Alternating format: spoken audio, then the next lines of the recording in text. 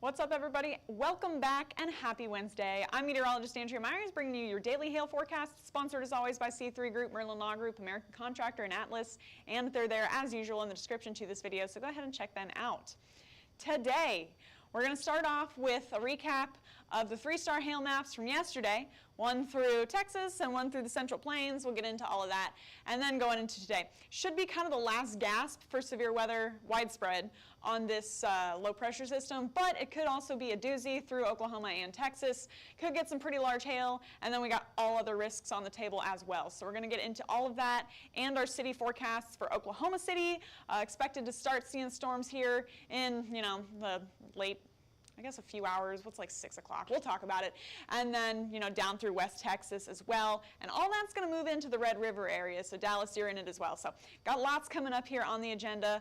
Before we start, come see us at the RCAT Texas Roofing Conference, guys. This is tomorrow through the 6th, and it is at the Marriott Marquis Houston, booth number 721. Come say hello to us at the RCAT. Now getting into yesterday, all right, got a good chunk of stuff that happened up through the Central Plains, through Kansas and Nebraska, and just a couple storms through Texas, but they counted. It only takes one every now and then. So good, decent amount of hail and wind. We got a really large wind-producing system that tracked up towards Omaha, fizzled out right before it got there, but it did produce a good number of wind reports, and then also got some large hail as well, a couple of tornado reports, so all risks there for the Central Plains, and then, got just a scattering of hail and wind reports up through Midland and then along I-20 there.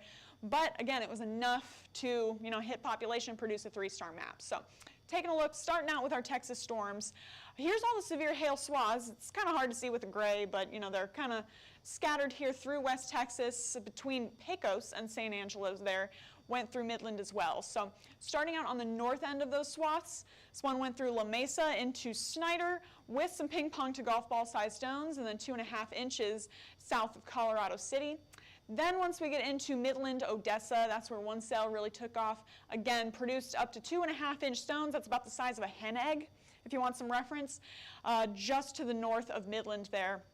Ping pong to golf ball sized stones before that. So got some pretty large hail, again, through some decent population through that Texas map yesterday. Made that a 3-star map. Hit over 26,000 homes, and some of those with that really large hail. So if you guys want to check that out, you can look up Midland, near Snyder, near Colorado City, near Marathon, Texas hail. Kind of a mouthful there, but just go to yesterday's map and look that up. Or if you don't have access to our mapping products yet and you do want to check that out, or some of the maps from yesterday, go ahead and scan the QR code there with the little pointer at it, or click the link in the description to this video, and one of our salespeople will set you up with a demo or with our products, and you guys can get access to these.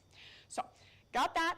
And then got our Nebraska storms and Kansas storms from yesterday. So we got one cell, again, it just takes one that really took off with that baseball-sized hail up through, I'm going to say Larned, you can tell me if I'm wrong, but up through Kansas there, and then got more up towards the Kansas-Nebraska border there. Norton got hit with some large hail up through Franklin with that 2.5-inch swath, and then making its way through Blue Hill and Hastings with more ping pong to golf ball sized stones. So a lot more coverage through Kansas and Nebraska of severe hail. Lots more storms going severe out through that area. So 3-star map from that, hit over 12,000 homes, and the max size was baseball-sized 2.75-inch hail. So go ahead and check out Norton, Larned, Phillipsburg, Kansas, and Franklin, Nebraska hail if you guys want access to that map.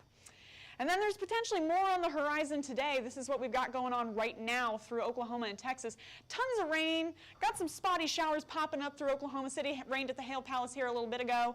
But the main show is going to be out here in West Texas, tracking eastward later today, all right? We got a dry line set up, cold front set up, and when those two work together, we tend to get some pretty nasty weather. So out ahead of that, bright and clear and sunny, waiting on that cold front to move through later this week, get you guys some rain and maybe some general thunderstorms.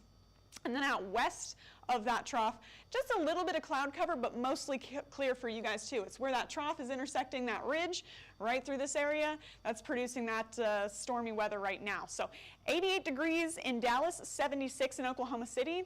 Dropping down to 62 in Denver. We got those blues and greens, that nice cool weather on the west side of that system.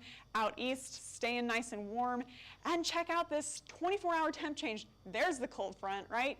You can see that temperature drop like 10, 20 degrees in some areas up through Minnesota, particularly got hit there with cold, cold weather from this trough tracking through. So getting ready to drop into Oklahoma City and Dallas, and then we should see some more drastic temperature changes, but you're already starting in Oklahoma City to get those temperatures starting to come down a little bit. So cold front, get ready again to track through, and it's drying out the air behind it, and then we've got this dry line coming in from the west, moving into West Texas right now. So weather's kind of funky, and where cold fronts meet dry lines tends to be pretty intense severe thunderstorm development in that area. So right now we're watching kind of the, I don't want to say Lubbock because it might shift a little bit further to the east before it starts developing, but we're kind of watching that West Texas I-27 corridor for those storms initiating and then tracking eastward where it's got all this moisture to work with. 60 and 70 degree dew points out that way could potentially get some pretty significant hail. And speaking of, our model agrees. By around 4 p.m., time storms initiate. We got those nice high values out in West Texas Panhandle, and even in Oklahoma, as things track off to the east, we're still keeping little pockets of significant hail value models that are high enough to get severe stones. So potential to see a pretty long tracking system with some spotty severe hail later on, but then high winds as well. So here's kind of how it all shapes up, all right? So 3 p.m., got storms potentially initiating around Amarillo and Lubbock. It has been shifting them back and forth where that initiates, okay? So there is a degree of uncertainty on whether this will hit Amarillo and Lubbock if you guys are watching from that area. But got some initiating cells that are isolated. Those are going to be our large hail producers. Check them out by 5 p.m. Everything just explodes along that dry line and cold front, and with these splitting cells, tend to see some large hail on those too. So watching these guys to potentially produce some very significant weather, hail, wind, tornadoes, the works by around 5 p.m. through West Texas. Now, all that is going to try to make a run at Oklahoma City and Wichita Falls. Wichita Falls could potentially be seeing more isolated storm mode as that tracks eastward, so you could also get some hail with those isolated storms. Oklahoma City and Tulsa, you guys are depending on these leading storms to get that large hail, and then back behind that, looking more certain to see some high winds tracking into the metro area by around 7 p.m. with this bowing structure. So this could be, again, producing some pretty nasty winds through Oklahoma City, and then that's all going to drop down south towards Dallas. Dallas is a similar story to OKC and Tulsa, where your large hail risk is going to depend on anything that stays out ahead of the system, and then high winds tracking into Fort Worth by around 11, Dallas shortly after, and then this whole system sinks down to the southeast. So pretty significant hail possible first, and then pretty significant wind possible after that once that line starts to bow out. So with the setup we have today, we're doing it. We're going baseballs on what we could potentially see for our max hail size today. So this is going to be where highlighted area here is going to be possible for severe hail anywhere from pretty much the Red River, that's not the Red River, the Rio Grande, all the way through the Red River and then up into the Mississippi Valley today for your hail risk. So largest hail, probably going to be this corridor just east of Lubbock once things really kind of get going. They're going to initiate somewhere around I-27, track east, kind of gain some steam, potentially produce some very, very large hail. And then Midland, you're in it. Wichita Falls, you're in it for potential impacts with that large hail. Now, Oklahoma City, you guys have a chance, but it could cluster together. And again, it's kind of dependent on those leading storms to get any ping pong to golf ball sized stones out through your area, and then things should have transitioned to a wind risk by the time they get into Tulsa and DFW, but you can't rule out some quarters, maybe $half through those areas as well. So got that. If you guys are concerned about hail, take a screenshot, whatever you need to do. That's your hail risk into today. Then getting into the specifics for Oklahoma City, and then I want to talk about Midland, Odessa as well, since that looks like storms might be moving over you guys once they initiate. So Oklahoma City, wind and hail, both possible. Timeline's going to be starting to move through by around 6 p.m. and moving out by 10 p.m., leaving you with just some scattered showers here and there. So about 4 hours in the late evening of a storm timeline for you. Could possibly see, again, up to ping pong to golf ball sized stones, so pretty good sized hail for Oklahoma City. Good chance to see severe hail overall, so 1 inch or larger through the metro. And if anything does get larger than golf balls, it's going to be from those leading storms, and those are a little more conditional, so moderate risk on that for you in Oklahoma City. Then in Midland, Odessa, all right, things might shift. Start out to your southwest and shift up into the city, so better chance to see some large hail and better chance to see severe hail overall. So you got up to 2.5 inches through Midland, Odessa, and that timeline is going to start at around 4 p.m. and last through about 8 p.m., so kind of similar to Oklahoma City with just a brief timeline in the late evening hours for you guys to see that severe hail tracking through. So those are kind of the two cities of highlight for today for severe hail. And then wind is going to be another concern.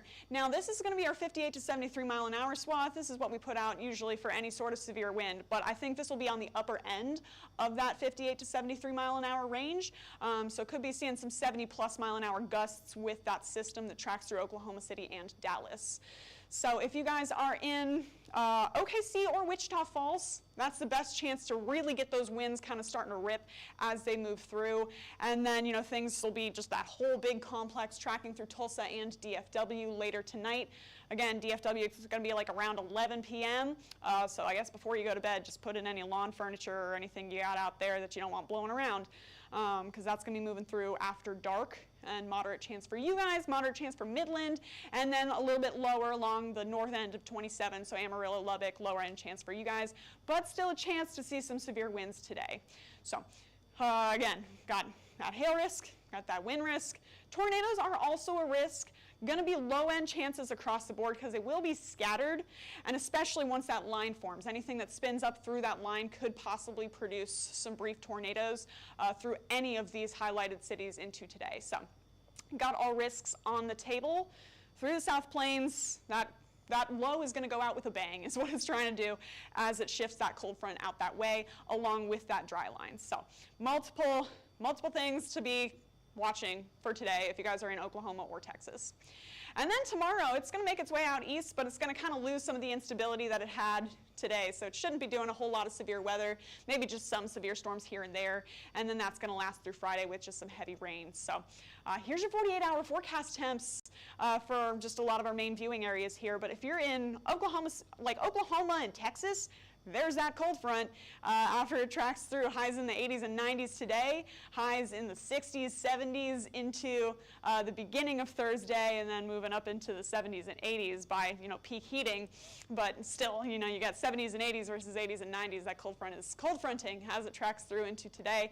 And then everybody that likes fall and winter is going to be jealous of the front range and the upper Midwest. You guys are just chilling, literally and metaphorically. And then the southeast waiting on that cold front to come through later this week.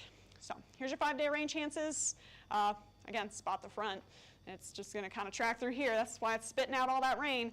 But today it's going to be those South Plains severe storms. Tomorrow, going to taper off a little bit on the severity, but still going to see some stronger storms and some heavy rain here and there. And you can kind of see it starting to come down every day in intensity. But as it hits New England, New York City, you guys already been struggling a little bit with that flooding, and unfortunately, more of that system is going to have to move off the coast and bring some heavy rain with it before it gets out of your way. So got that to watch into the weekend for New England, and then midweek got some severe weather. So again, lots on the agenda for lots of folks, but particularly if you're in, again, Oklahoma and Texas today, that's where things are going to kind of be popping off into later this evening through the overnight. So if you guys want updates, we do post when there's any significant hail maps that have happened through any metro areas. We post that on our Facebook and also on our Insta stories whenever we can. So go ahead and follow us on YouTube, Facebook, Instagram, Twitter, and TikTok. We're at Hail Trace on everything, so it's pretty easy to find us. And then if you have questions about our products, you guys can go ahead and scan the QR code up above me, click the link in the description to this video. That gets you access to a demo of our products, and again, you can just kind of ask some questions, but we're mapping every single one of these storms live. So, 24/7, we've got someone watching the severe weather across the nation. So if you guys want access to that, go ahead and scan that, or give us a call at 855-334-4245. Email us at info@hailtrace.com, or check out hailtrace.com for more details. Stay safe out there, guys, and for now, I'm meteorologist Andrea Myers. Thanks for watching.